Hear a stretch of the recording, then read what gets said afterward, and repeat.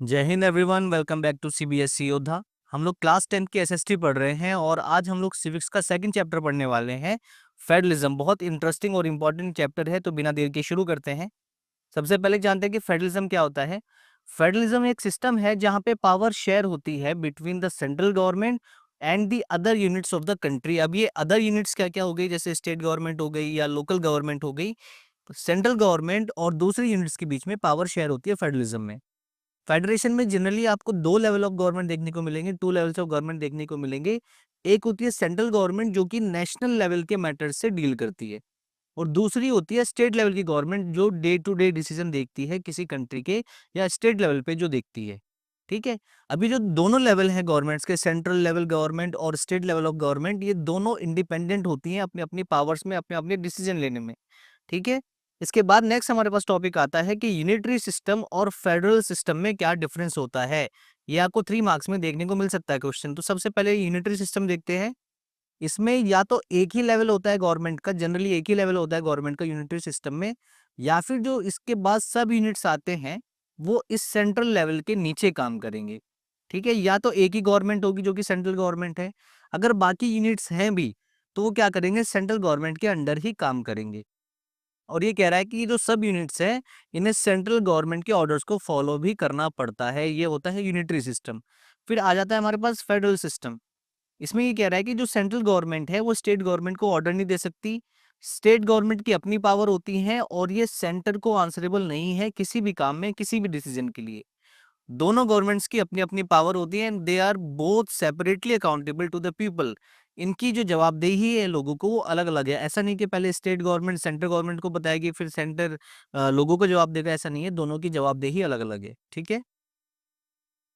अगला हमारे पास जो इंपॉर्टेंट टॉपिक आता है, ये 5 मार्क्स में आपको देखने को मिलेगा आपके क्वेश्चन पेपर में। What are the key features of federalism. इसके की फीचर्स क्या क्या होते हैं। सबसे पहला जो की फीचर होता है, कम से कम 2 लेवल ऑफ गवर्नमेंट आपको देखने को मिलेंगे, 2 से ज्यादा भी देखने को मिल सकते हैं फेडरलिज्म में। दूसरा ये कह रहा है different tears of government govern the same citizens. अब अलग अलग लेवल की जो गवर्नमेंट है, इन ये जो जिन सिटीजंस को रूल कर रही है वो सेम ही होते हैं। ठीक है। जैसे मैं आपको एक एग्जांपल देता हूँ कि उत्तराखंड की जो गवर्नमेंट है वो उत्तराखंड के लोगों को डील कर रही है, और जो इंडिया की गवर्नमेंट है वो भी उत्तराखंड के लोगों को डील कर रही है। ठीक है। तो ये जो दोनों लेवल ऑफ गवर्नमेंट है ये सेम सिटीजंस को देखते हैं, but each tier has its own power. लेकिन दोनों लेवल ऑफ गवर्नमेंट की अलग पावर्स होती हैं, अलग अलग चीजों के लिए, अलग अलग कामों के लिए, जैसे लॉ मेकिंग में, टैक्सेशन में, ईटीसी। दोनों की पावर्स अलग अलग होती हैं। The powers of the respective level of the government are explained in the constitution. और ये जो पावर शेयरिंग जो होती है सेंट्रल लेवल के बीच में, स्टेट लेवल ऑफ गवर्नमेंट के बीच में, ये कॉन्स्टिट्यूशन में साफ साफ लिखी होती है। ये है थर्ड फीचर फेडरलिज्म का। इसके बाद ये कह रहा है fundamental provisions of the constitution can be change only with the consent of both levels of the government. Constitution में अगर आपको अमेंडमेंट करना है, फंडामेंटल चीजों में अमेंडमेंट अगर आपको करना है, तो उसके लिए आपको दोनों लेवल का कंसेंट चाहिए होता है। ऐसा नहीं कि सेंट्रल जो जो सेंट्रल गवर्नमेंट है वो अकेले ही कॉन्स्टिट्यूशन को चेंज कर देगी, ऐसा नहीं है। अगर आप कॉन्स्टिट्यूशन के की फीचर को चेंज कर रहे हैं, उसके फंडामेंटल चीजों को आप चेंज कर रहे हैं, तो दोनों लेवल ऑफ गवर्नमेंट का कंसेंट होना जरूरी है। आगे कह रहा है कि फेडरलिज्म में एक और फीचर ये है, the courts interpret the constitution. Constitution को इंटरप्रेट करने का जो राइट है वो किसके पास होता है, सुप्रीम कोर्ट के पास होता है। दे define powers of different governments level. और अलग अलग लेवल की जो गवर्नमेंट है उनकी पावर भी कौन डिफाइन करते हैं, कोर्ट्स ही डिफाइन करते हैं। The highest court settle dispute between the different levels of the government. अगर दोनों लेवल ऑफ गवर्नमेंट के बीच में डिस्प्यूट हो जाता है, विवाद हो जाता है किसी भी चीज को लेके, तो उस कंट्री का जो हाईएस्ट कोर्ट है, जैसे इंडिया की अगर हम बात करें, जैसे हमारा सुप्रीम कोर्ट है। ठीक है। अगर स्टेट लेवल और सेंट्रल लेवल के बीच में डिस्प्यूट हो जाता है तो सुप्रीम कोर्ट उसे सेटल करेगा। ये आपको एमसीक्यूज में देखने को मिल सकता है, याद रखना है आपको कि अगर अलग अलग लेवल ऑफ गवर्नमेंट के बीच में डिस्प्यूट हो जाता है, विवाद हो जाता है, तो उसे सुप्रीम कोर्ट सॉल्व करेगा इंडिया में। आगे ये कह रहा है sources of revenue for each level of government are clearly defined. अभी जो अलग अलग लेवल है गवर्नमेंट का, इनके पास पैसा कहाँ से आएगा लोगों पे लगाने के लिए या अपनी पॉलिसीज पे लगाने के लिए, पैसा कहाँ से आएगा, तो ये कॉन्स्टिट्यूशन में साफ साफ लिखा हुआ है। This ensures financial independence. और इससे ये होता है कि स्टेट लेवल को सेंटर से पैसा नहीं मांगना पड़ेगा। ठीक है। वो इंडिपेंडेंट होती है फेडरलिज्म में। तो सेवंथ फीचर ये कह रहा है federalism aims to maintain national unity while maintaining regional diversity.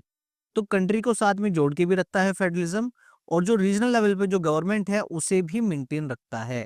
तो दोनों तरफा ये काम चल रहा है, ठीक है। आगे बढ़ते हैं। आगे हमारे पास क्वेश्चन आता है what is the difference between coming together federation and holding together federation. ये आपको 3 मार्क्स या 5 मार्क्स में देखने को मिल सकता है, ठीक है। तो सबसे पहले कमिंग टुगेदर फेडरेशन देखते हैं। ये कह रहा है कि independent states voluntarily come together to form a larger country. छोटे छोटे स्टेट अपनी मर्जी से क्या करते हैं, एक बड़ी कंट्री बनाते हैं मिलके। फिर कह रहा है they share sovereignty but keep their own identity to increase security. अभी जो छोटे छोटे ये जो स्टेट्स हैं ये सोवरेनिटी शेयर करते हैं, इसका मतलब ये जो डिसीजन मेकिंग की जो पावर है उसे शेयर करते हैं, लेकिन अपनी आइडेंटिटी को प्रोटेक्ट रखेंगे, उसे नहीं छुपाएंगे, अपनी आइडेंटिटी बनाए रखेंगे। ये कह रहा है all states usually have equal powers and are strong as the central government. Coming together federation में ये जो स्टेट्स हैं, ये जो छोटी छोटी यूनिट्स अपनी मर्जी से आई हैं सामने, इनके पास इक्वल पावर होंगी, उतनी ही इक्वल पावर होंगी जितनी कि सेंट्रल गवर्नमेंट के पास में होती है। और इसके एग्जाम्पल कौन कौन से हैं, कौन कौन सी कंट्री में ये हमें कमिंग टुगेदर फेडरेशन देखने को मिलता है? USA, Switzerland and Australia. ये आपको एमसीक्यूज के लिए याद रखना है, स्पेसिफिकली ये पूछा जाता है कि इनमें से which one of the following is an example of coming together federation या फिर holding together federation. Holding together federation यहाँ पे देखते हैं। ये कह रहा है कि a large country divides power between the centre and the states. ठीक है, यहाँ पे क्या होता है, सेंटर अपनी मर्जी से स्टेट्स को थोड़ी थोड़ी सी पावर दे देता है, ठीक है। आगे कह रहा था central government is stronger than the states, और यहाँ पे जो सेंटर है ये ज्यादा स्ट्रॉन्ग होता है as compare to the states. और इसके एग्जाम्पल्स क्या क्या है? कह रहा है इंडिया, स्पेन एंड बेल्जियम इसके एग्जाम्पल है, एमसीक्यूज के लिए आपको याद रखना है। अच्छा, एक और पॉइंट इसने बताया था कि कुछ स्टेट्स के पास कुछ स्पेशल पावर्स होती हैं, ये अभी हम आगे देखेंगे। तो आपको याद रखना है कि कमिंग टुगेदर फेडरेशन और होल्डिंग टुगेदर फेडरेशन के बीच में क्या डिफरेंस होता है। आगे बढ़ते हैं। क्या क्या प्रोविजंस है जिसकी वजह से हमें ये पता चलता है कि इंडिया एक फेडरल कंट्री है, ठीक है। बहुत स्पेसिफिकली ये चीजें आपको पढ़ लेनी है। सबसे पहले ये कह रहा है क्या क्या फीचर्स हैं जिससे हमें पता चला कि इंडिया एक फेडरल कंट्री है। हमारा कॉन्स्टिट्यूशन डिक्लेयर करता है इंडिया को as a union of states which is based on the principles of federalism. हमारे कॉन्स्टिट्यूशन ने हमारे इंडिया को क्या कहा है, यूनियन ऑफ स्टेट्स कहा है, ठीक है। और यूनियन का मतलब क्या होता है, फेडरल गवर्नमेंट ही होता है, ये आपको याद रखना है। अब इंडिया में हमारे पास 3 टियर ऑफ गवर्नमेंट्स हैं, जैसे कि centre, state and local. Originally पहले हमारे पास सेंटर और स्टेट लेवल की गवर्नमेंट ही थी, लेकिन 1992 में हमने लोकल लेवल ऑफ गवर्नमेंट को भी इंट्रोड्यूस करा। आगे कह रहा है the constitution clearly provided the distribution of power between union and state government. हमारे कॉन्स्टिट्यूशन में साफ साफ लिखा हुआ है कि यूनियन की पावर्स क्या क्या हैं और स्टेट गवर्नमेंट की पावर क्या क्या हैं। अब ये कैसे डिफाइन होती हैं कि स्टेट की कौन कौन सी पावर है या यूनियन की कौन कौन सी पावर है, तो इसके लिए हमारे पास 3 लिस्ट बनी हुई है। एक होती है यूनियन लिस्ट, एक होती है स्टेट लिस्ट और एक होती है कॉन्करेंट लिस्ट। यूनियन लिस्ट में जितनी भी चीजें लिखी हुई हैं उन्हें उन पे लॉ बनाने का राइट होता है सिर्फ और सिर्फ सेंट्रल गवर्नमेंट के पास। ये देखो क्या कह रहा है, यूनियन लिस्ट में वो सब्जेक्ट होते हैं जो कि नेशनल लेवल की इंपॉर्टेंस के हैं, जो नेशनल लेवल के हैं, ठीक है। जैसे कि डिफेंस हो गया, foreign affairs, banking, communication and currency. MCQs के लिए आपको याद रखना है, ये स्पेसिफिकली पूछा जाता है। और इन सारे सब्जेक्ट पे लॉज कौन बनाती है, यूनियन गवर्नमेंट बनाती है, ठीक है। यूनियन लिस्ट के लिए लॉज कौन बनाती है, यूनियन गवर्नमेंट बनाती है। ऐसी आ जाती है स्टेट लिस्ट, इन पे लॉज कौन बनाएगी, स्टेट गवर्नमेंट बनाएगी, ठीक है। और ये लोकल इंपॉर्टेंस के सब्जेक्ट होते हैं इसमें, जैसे कि पुलिस है, trade, commerce, agriculture, irrigation, etc. MCQs के लिए याद रखना है फिर से। अब थर्ड आ जाती है हमारे पास कॉन्करेंट लिस्ट। इसमें वो सब्जेक्ट होते हैं जो कि दोनों के लिए इंपॉर्टेंट है, स्टेट के लिए भी इंपॉर्टेंट है और यूनियन के लिए भी इंपॉर्टेंट है, और इन पे लॉ दोनों ही बना सकते हैं। बहुत both government can make laws, ठीक है। कॉमन इंटरेस्ट के सब्जेक्ट होंगे जैसे कि एजुकेशन है, फॉरेस्ट है, ट्रेड यूनियंस है, मैरिज, अडॉप्शन, सक्सेशन, ईटीसी। लेकिन दोनों के बीच में अगर कॉन्फ्लिक्ट हो गया, जैसे कि उत्तराखंड है, फिर से मैं आपको एग्जांपल दे रहा हूँ, उत्तराखंड की गवर्नमेंट ने भी एक लॉ बना दिया। अब सेम लॉ इंडिया की गवर्नमेंट ने भी बना दिया जो कि उत्तराखंड पे एप्लीकेबल होता है। अब दोनों गवर्नमेंट ने लॉज तो बना दिया और हमारा कॉन्स्टिट्यूशन भी कह रहा है कि दोनों बना सकती हैं, लेकिन ऐसे में किसका लॉ इम्प्लीमेंट होगा उत्तराखंड पे, सेंट्रल गवर्नमेंट का होगा या फिर उत्तराखंड की गवर्नमेंट का होगा? तो इसका आंसर है law made by union government will prevail. अगर दोनों के बीच में कॉन्फ्लिक्ट हो जाता है, उत्तराखंड की गवर्नमेंट कहेगी कि भाई मेरा बनाया हुआ कानून इम्प्लीमेंट होगा, सेंट्रल गवर्नमेंट कहेगी कि नहीं भाई हमारा बनाया हुआ कानून इम्प्लीमेंट होगा। तो ऐसे में हमेशा आपको याद रखना है कि जो यूनियन गवर्नमेंट का जो लॉ है वही प्रिवेल होता है, वही लागू होगा, वही चलेगा। अब ऐसे भी कुछ सब्जेक्ट हैं जो कि इन तीनों लिस्ट में नहीं आते, यूनियन लिस्ट में नहीं आएगा, स्टेट लिस्ट में नहीं आएगा और कॉन्करेंट लिस्ट में भी नहीं आएगा। ठीक है, तो उसके लिए भी हमारा कॉन्स्टिट्यूशन एक चीज बताता है, वो कह रहा है the union government has the power to legislate on these residuary subjects. ऐसे सब्जेक्ट जो इन तीनों लिस्ट में नहीं आए, उन पे लॉ कौन बनाएगा? यूनियन गवर्नमेंट बनाएगी। ठीक है, अब वो कौन कौन से होते हैं, जैसे कि साइबर सिक्योरिटी है, इंटरनेट है, ईटीसी, ये किस में आते हैं? रेजिडुअरी सब्जेक्ट में आते हैं। ये आपको एमसीक्यूज के लिए याद रखना है। ये आपको मैच द फॉलोइंग वाले क्वेश्चन में देखने को मिल सकता है मोस्ट प्रोबेबली। ठीक है, आगे बढ़ते हैं। अच्छा, वही टॉपिक हमारा चल रहा है अभी कि इंडिया फेडरल कंट्री कैसे है, क्या क्या प्रोविजंस है हमारे में।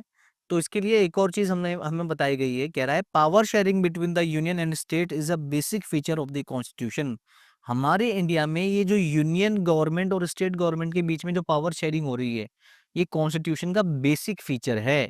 और बेसिक फीचर अगर आपको नहीं पता है, तो बेसिक फीचर वो होता है जिसे यूनियन गवर्नमेंट अकेले चेंज नहीं कर सकती। ये कॉन्स्टिट्यूशन का वो हिस्सा होता है जिसके लिए दोनों लेवल, यूनियन गवर्नमेंट और स्टेट गवर्नमेंट दोनों की हाँ होनी जरूरी है, तभी जाके आप इस वाले प्रोविजन में चेंज कर सकते हैं। ठीक है, जो पावर शेयरिंग हमारे यहाँ हो रही है यूनियन और स्टेट गवर्नमेंट के बीच में, अगर उसमें आपको चेंज करना है तो दोनों लेवल ऑफ गवर्नमेंट की हाँ होनी जरूरी है। देखते हैं इसे। ये कह रहा है कि parliament alone can not change this arrangement. ये जो पावर शेयरिंग का जो अरेंजमेंट हमारे यहाँ है, पार्लियामेंट अकेले इसे चेंज नहीं कर सकती। आगे कह रहा है any change needs a 2/3 majority in both houses of parliament. अगर आपको कोई चेंज करना है तो सबसे पहली चीज ये कि पार्लियामेंट के दोनों हाउसेज में, लोकसभा में भी और राज्यसभा में भी, आपके पास एटलीस्ट 2/3 मेजोरिटी होनी चाहिए। और उसके बाद अभी बात यहाँ खत्म नहीं होती, पहले तो आपको 2/3 मेजोरिटी चाहिए लोकसभा में भी और राज्यसभा में भी, और उसके बाद at least half of the state assemblies के भी आपको हाँ चाहिए होती है। लगभग 50% जो स्टेट्स हैं उन्होंने भी हाँ कर दिया होगा, हाँ आप ये पावर शेयरिंग में चेंज कर सकते हैं, तब जाके पावर शेयरिंग में चेंज होगा, अदरवाइज आप नहीं कर सकते, बहुत मुश्किल। आगे कह रहा है कि judiciary ensures proper implementation of the constitution. Judiciary कह रहा है, मतलब जुडिशरी को ये काम दिया गया है कि कॉन्स्टिट्यूशन ने जितने भी प्रोविजन बना रखे हैं पावर शेयरिंग को लेके, वो फॉलो हो। ये कौन देखता है? जुडिशरी देखती है, हमारा सुप्रीम कोर्ट देखता है। आगे कह रहा है कि high court and supreme court settle dispute over division of power. अगर डिवीजन ऑफ पावर को लेके, पावर शेयरिंग को लेके कोई डिस्प्यूट हो जाता है, तो उसे जनरली हमारा सुप्रीम कोर्ट देखता है। ये आपको याद रखना है। आगे कह रहे हैं कि union and state government can levy taxes to raise resources for their duties. ठीक है, दोनों के पास ये राइट है कि ये अपने अपने स्टेट में टैक्सेस लगा सकते हैं, ठीक है, रिसोर्सेज को बढ़ाने के लिए। ठीक है, तो ये आपको 3 मार्क्स में देखने को मिल सकता है क्वेश्चन, या फिर 5 मार्क्स में भी देखने को मिल सकता है। आगे हमारे पास एक क्वेश्चन आएगा, all states in the Indian union do not have identical powers, some states enjoy a special status. Explain करिए इस स्टेटमेंट को। ठीक है, तो आप कैसे एक्सप्लेन करेंगे कि हमारा जो इंडिया है, यहाँ पे सारे स्टेट्स के पास एक जैसी पावर नहीं है, कुछ स्टेट्स के पास स्पेशल पावर है। तो आपको ये एक्सप्लेन करना है, जस्टिफाई करना है, तो कैसे करेंगे आप? कुछ स्टेट्स इंडिया में ऐसे हैं जैसे कि असम, नागालैंड, अरुणाचल प्रदेश, मिजोरम, इनके पास स्पेशल पावर है क्योंकि यहाँ की जो सोसाइटी है और यहाँ की जो हिस्ट्री है वो थोड़ी सी डिफरेंट है। और ये स्पेशल पावर इन्हें कौन देता है? हमारे कॉन्स्टिट्यूशन का आर्टिकल 371 इन्हें ये पावर देता है। और इस आर्टिकल की हेल्प से ये लोग अपने लैंड राइट्स को, अपने कल्चर को, अपने ट्रेडिशन को प्रोटेक्ट कर सकते हैं। आगे कह रहा है कि non residents are not allowed to buy land or houses in these states. इन स्टेट्स में अगर आप जमीन लेना चाहें, अगर इन स्टेट्स में आप घर खरीदना चाहें, तो आप नहीं खरीद सकते। सिर्फ उन्हीं स्टेट्स के लोग यहाँ पे लैंड या फिर हाउसेज खरीद सकते हैं। कुछ रीजन्स ऐसे हैं, कुछ एरियाज ऐसे हैं जो कि बहुत छोटे हैं स्टेट बनने के लिए, वो आप उन्हें स्टेट नहीं बना सकते, वो बहुत छोटे हैं। ठीक है, उन छोटे छोटे स्टेट्स को हम क्या बोलते हैं? उन छोटे छोटे रीजन्स को हम क्या बोलते हैं? यूनियन टेरिटरीज बोलते हैं। Such as Chandigarh, Lakshadweep and Delhi, ये तीनों टेरिटरीज हैं, यूनियन टेरिटरीज हम सबको पता है। ये बहुत छोटे हैं कि आप इन्हें स्टेट नहीं बना सकते। आगे कह रहा है कि union territories have limited powers and the central government control their administration. Union territories के पास कुछ लिमिटेड पावर्स ही होती हैं, अदरवाइज इन्हें रूल कौन कर रहा होता है, इन्हें चला कौन रहा होता है, यहाँ का प्रशासन कौन देख रहा होता है, सेंट्रल गवर्नमेंट देख रही होती है। ठीक है, ये आपको याद रखना है। अब इंडिया में फेडरलिज्म प्रैक्टिस कैसे हो रहा है, ये तो हमने देख लिया कि भाई इंडिया एक फेडरल कंट्री है, क्या क्या प्रोविजंस हमारी कंट्री में हो रखे हैं, कॉन्स्टिट्यूशन में हो रखे हैं, लेकिन हम प्रैक्टिस कैसे कर रहे हैं। तो सबसे पहले हमारे पास टॉपिक आता है लिंग्विस्टिक स्टेट्स। हमारे यहाँ आपको लैंग्वेज के बेसिस पे स्टेट्स देखने को मिल सकते हैं। देखो क्या कह रहा है, the creation of linguistic states was the first and a major test for democratic politics in our country. हमारे यहाँ जो पहली बार लिंग्विस्टिक स्टेट्स बनाए गए थे वो हमारी डेमोक्रेसी का पहला टेस्ट था। कैसे, देख लेते हैं। After 1947 boundaries of many states were change to create new states. 1947 के बाद बहुत सारे नए नए स्टेट्स उभर के सामने आए थे। States were formed for people speaking the same language. कुछ स्टेट्स ऐसे बनाए गए थे कि एक जैसी लैंग्वेज बोलने वाले लोगों के लिए अलग से एक स्टेट बना दिया गया। जैसे हमें पता है कि तेलुगु बोलने वाले लोगों के लिए हमने क्या बनाया था, आंध्र प्रदेश बनाया था। ठीक है, और उसी तरीके से कुछ स्टेट्स हमने लैंग्वेज के बेसिस पे तो अलग नहीं किए, लेकिन उनका कल्चर अलग था, उनकी एथनिसिटी अलग थी, उनकी ज्योग्राफी अलग थी। इस चीज के बेसिस पे भी हमने नए नए स्टेट्स बनाए थे, जैसे कि नागालैंड एक नया स्टेट बना, उत्तराखंड एक नया स्टेट बना, और झारखंड भी एक नया स्टेट बना। Initially leaders fed linguistic states might divide the country, so the centre registered. Starting में क्या हुआ, जो हमारे पॉलिटिकल लीडर्स थे उन्हें ये लगा था कि अगर हम लैंग्वेज के बेसिस पे स्टेट्स को बना देंगे तो इससे हमारी कंट्री के टुकड़े टुकड़े हो जाएंगे। ठीक है, तो सेंट्रल गवर्नमेंट मना कर रही थी कि ऐसा मत करो, लैंग्वेज के बेसिस पे स्टेट्स मत बनाओ। लेकिन बाद में ये हुआ, जब हमने लैंग्वेज के बेसिस पे स्टेट्स बना दिए तो हमें ये पता चला कि इससे हमारे देश में जो यूनिटी है और मजबूत हुई, और हमारा जो प्रशासन है उससे बहुत ईजी हो गया। ठीक है, तो हमें जो लग रहा था वो नहीं हुआ। हमें ये लग रहा था कि हमारी कंट्री के टुकड़े टुकड़े हो जाएंगे, ऐसा नहीं हुआ। इससे हमारी यूनिटी और ज्यादा बढ़ी, इससे हमारा प्रशासन बहुत ज्यादा इजी हो गया। ठीक है, अब इंडिया में लैंग्वेज पॉलिसी क्या है। ठीक है, ये कह रहा है कि हमारे इंडिया में कोई भी नेशनल लैंग्वेज नहीं है। हालांकि हिंदी हमारी ऑफिशियल लैंग्वेज है, जो कि पॉपुलेशन का 40% लोग क्या बोलते हैं, हिंदी बोलते हैं, इसलिए हमने हिंदी को क्या बना रखा है, ऑफिशियल लैंग्वेज बना रखा है। याद रखना कि हमारी कोई भी नेशनल लैंग्वेज नहीं है। हमारे कॉन्स्टिट्यूशन में 22 ऑफिशियल लैंग्वेजेस हैं, हिंदी को मिला करके। States to have their own official languages for official work. States की अपनी ऑफिशियल लैंग्वेज भी हो सकती है अपने ऑफिशियल काम के लिए। ठीक है, जैसे कि हाई कोर्ट में अगर प्रैक्टिस चल रही है तो वो उसी ऑफिशियल लैंग्वेज में चलेगी। अगर स्टेट का कोई एग्जाम हो रहा है तो वो उसी ऑफिशियल लैंग्वेज में होगा। ठीक है, आगे कह रहा था central government agreed to continue the use of English along with Hindi for official purposes. ठीक है, सेंट्रल गवर्नमेंट ने इंग्लिश को भी कंटिन्यू रखने को कहा कि भाई इंग्लिश को भी एज एन ऑफिशियल लैंग्वेज हम लोग कंटिन्यू रखेंगे।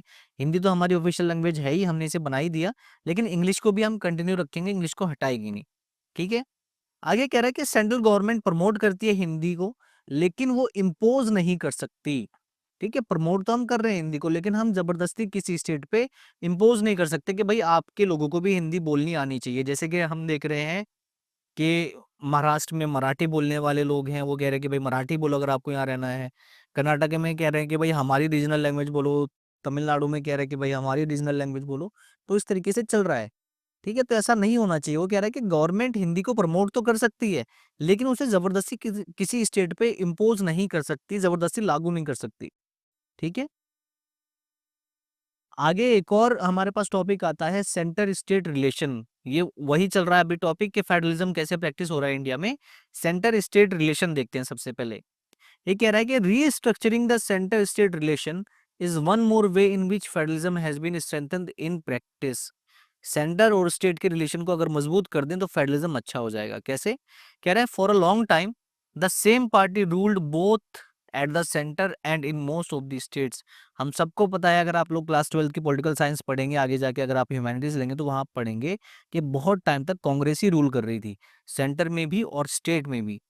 आगे कह रहा है कि the central government often dismissed state government of rival parties. और जनरली क्या होता था, ये जो मजबूत सेंट्रल गवर्नमेंट बनी है, ये ऐसे स्टेट्स में जहां पे दूसरी कोई पार्टी रूल कर रही है वहां की गवर्नमेंट को डिसमिस कर देती थी, मतलब मिसयूज कर देती थी अपनी पावर का।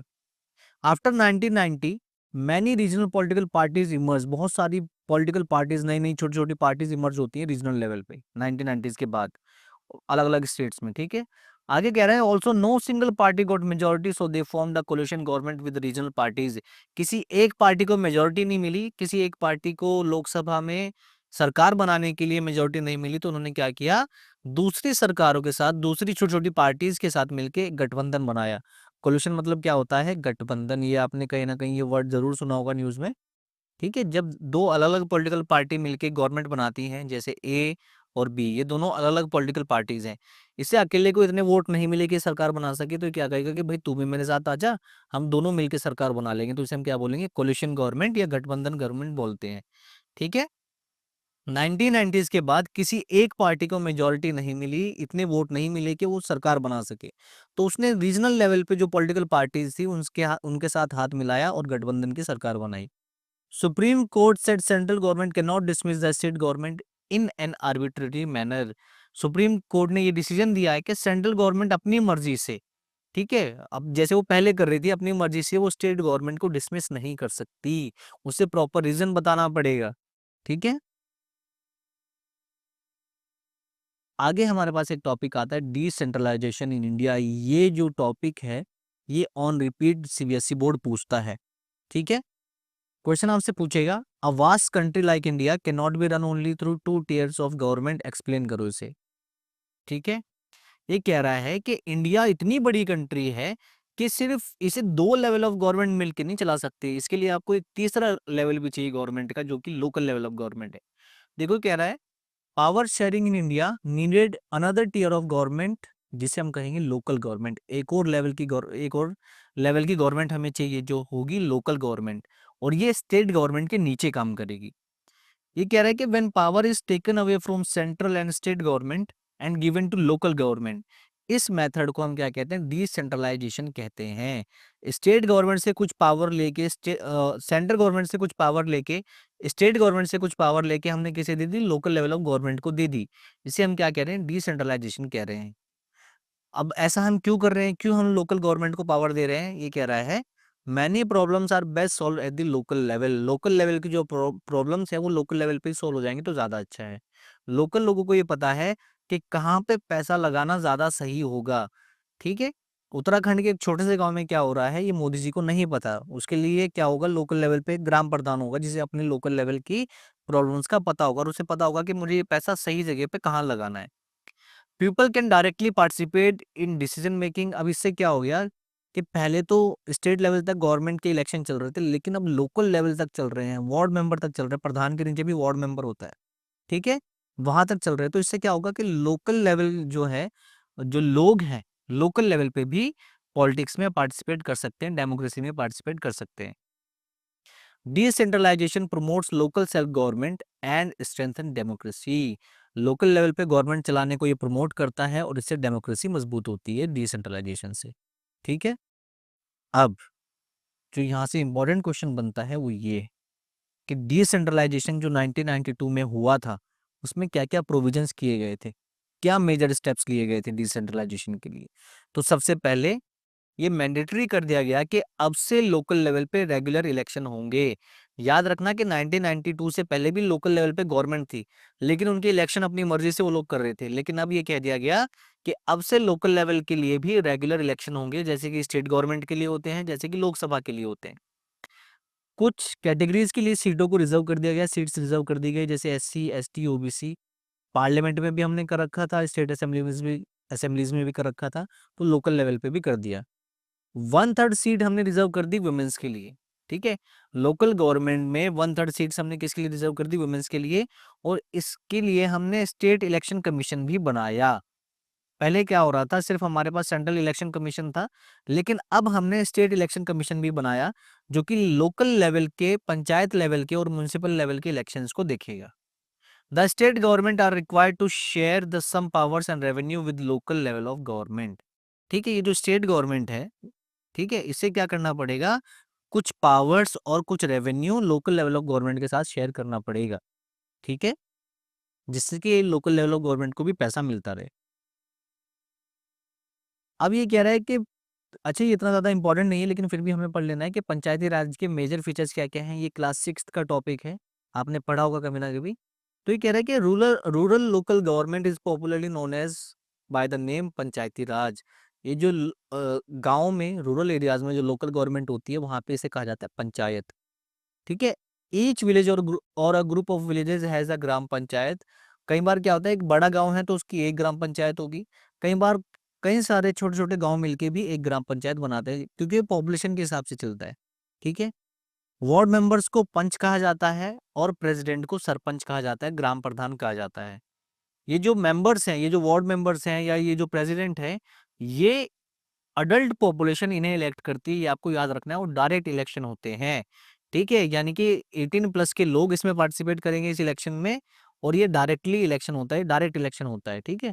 और ये जो अडल्ट पॉपुलेशन है किसी गांव की, इसे हम कहते हैं ग्राम सभा। ठीक है। किसी भी गांव की ये जो अडल्ट पॉपुलेशन है, ये जो वोट दे रही है, इसे हम कहते हैं ग्राम सभा। अब ये जो ग्राम पंचायत जिसे हमने चुना है, ये ग्राम सभा को आंसरेबल होती है।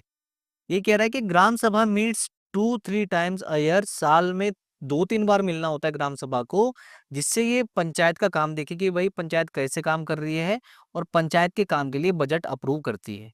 ठीक है। आगे कह रहा है, नेक्स्ट हमारे पास जो टॉपिक आ रहा है वो कह रहा है the local government structure goes right up to the district level. अब ये सुनने में तो लोकल लेवल ऑफ गवर्नमेंट लग रहा है, लेकिन ये जो लोकल गवर्नमेंट है ये डिस्ट्रिक्ट लेवल तक होती है। ध्यान से समझना। ये कह रहा है कि अ group of gram panchayat forms a panchayat समिति, ब्लॉक और मंडल। कुछ ग्राम पंचायतें मिलकर एक ब्लॉक बनाती हैं। ये कह रहा है its members are elected by the panchayat members of that area.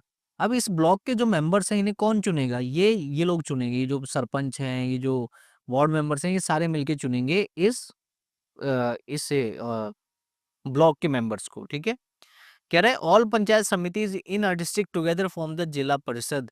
अब पूरे डिस्ट्रिक्ट में जितने भी ब्लॉक बनेंगे, वो सारे के सारे मिलके एक नई लोकल बॉडी बनाते हैं, पॉलिटिकल बॉडी बनाते हैं, जिसे हम बोलते हैं जिला परिषद। Most members of the Zila परिषद आर इलेक्टेड। और इसके ज्यादातर मेंबर्स क्या होते हैं? इलेक्टेड होते हैं। हालांकि जिला परिषद में आपको लोकसभा के मेंबर्स भी देखने को मिलेंगे, एमएलए भी देखने को मिलेंगे। ठीक है, लेकिन ज्यादातर मेंबर्स इलेक्टेड होते हैं। कह रहा है the chairperson is the political head of the Zila Parishad. अब जिला परिषद का हेड कौन होता है? चेयरपर्सन होता है। ये आपको याद रखना है। अच्छा, अर्बन एरियाज में भी आपको लोकल लेवल पे गवर्नमेंट देखने को मिलेगी, जिन्हें हम म्युनिसिपैलिटी बोलते हैं। देखो क्या कह रहा है, municipalities are set up in towns while municipal corporation are formed in big cities. जो जो छोटे छोटे टाउन्स हैं, वहां पे लोकल गवर्नमेंट को हम बोलते हैं म्युनिसिपैलिटीज। और बड़ी बड़ी सिटीज में लोकल लेवल पे जो गवर्नमेंट है उसे हम बोलेंगे municipal corporation. Both are elected by elected both are run by elected representatives of the people. अब इन दोनों को, चाहे वो म्युनिसिपैलिटी है चाहे वो म्युनिसिपल कॉर्पोरेशन है, इन्हें चलाने वाले इलेक्टेड रिप्रेजेंटेटिव होते हैं, यानी कि इनका भी इलेक्शन हुआ है। ऐसे नहीं कि अपने आप बैठ गए जाके वहां पे। The political head is the municipal chairperson in a municipality and the mayor in a municipal corporation. Municipality का जो हेड होता है उसे हम बोलते हैं चेयरपर्सन। ठीक है, म्युनिसिपैलिटी के हेड को हम क्या बोलते हैं? चेयरपर्सन बोलते हैं। और म्युनिसिपल कॉर्पोरेशन के हेड को हम क्या बोलते हैं? इसे हम बोलते हैं मेयर। ठीक है। तो ये हमारा चैप्टर कंप्लीट हो गया। ये वीडियो अगर आपको अच्छी लगी तो आपको इसे लाइक करना है, चैनल को सब्सक्राइब करना है और अपने दोस्तों के साथ शेयर भी करना है। All the best for your next exam. Main exams आपके प्री बोर्ड भी होने वाले हैं सेकंड, उसके लिए भी आपको ऑल द बेस्ट। तो जय हिंद।